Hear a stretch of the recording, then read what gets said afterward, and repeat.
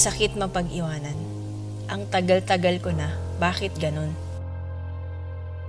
Parang walang nangyayari. Para sa kanila na lang ba? Hanggang dito na lang ba ako? Para sa akin pa ba to?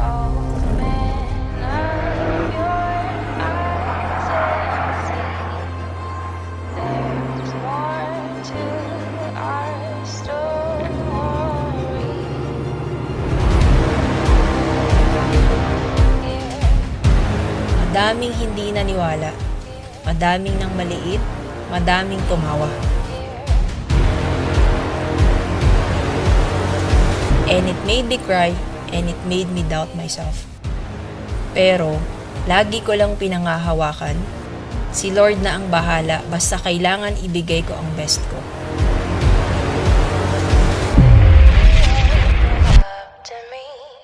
Sometimes, God will put you in a battle empty-handed so that when you do get the victory, you'll know it wasn't you, but Him. Who would have thought na ang dating nurse, dating walang plano sa buhay, walang sariling desisyon at always go with the flow lang, makakakuha ng ganitong resulta. Visualize the end before you begin. Nakita ko na ang future ko dito. Kaya kahit gaano kadaming challenges pa ang harapin, hindi ako titigil. Hindi ako susuko sa pangarap ko. Hold on, tuloy-tuloy lang tayo. Darating at darating talaga ang para sa atin. Believing in God's perfect time.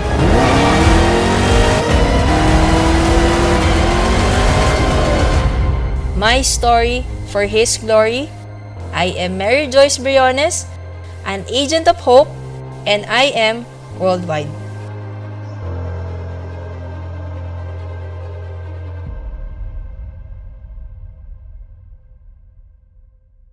Amazing morning, Team Lycans Worldwide. This is your Kingdom Mentor, Joyce Briones, and I want to congratulate each and every one of you sa inyong event, and syempre yung mga top mentors natin nandyan, si Mentor Zen, Mentor Ira.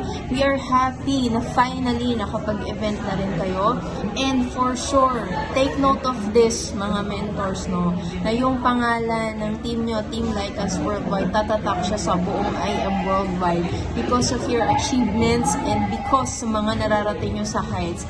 And we pray and declare na more achievements sa buong team nyo dyan, hindi lang dyan sa US, kundi sa iba't ibang parte ng mundo. Ipalaganap nyo yung kagandahan ng I Am Worldwide, and we are happy na kaming mga mentors nyo ay masaya sa inyong narating. And syempre, no, to more rank up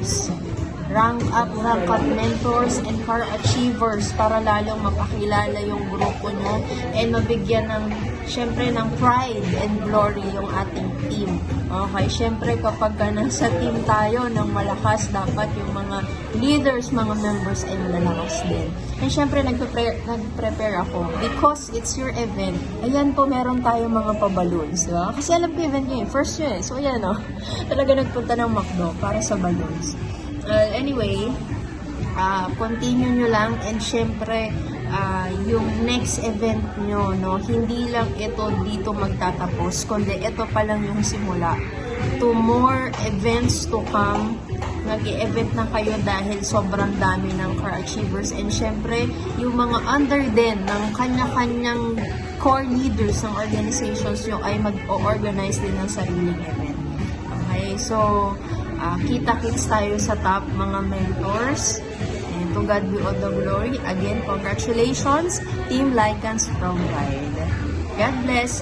Excited po ako, no? I can't wait to meet all of you.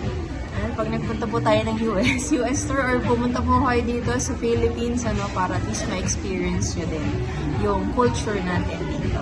So yun lamang, maraming salamat. Congratulations again, Team Lycans Worldwide. Love you all!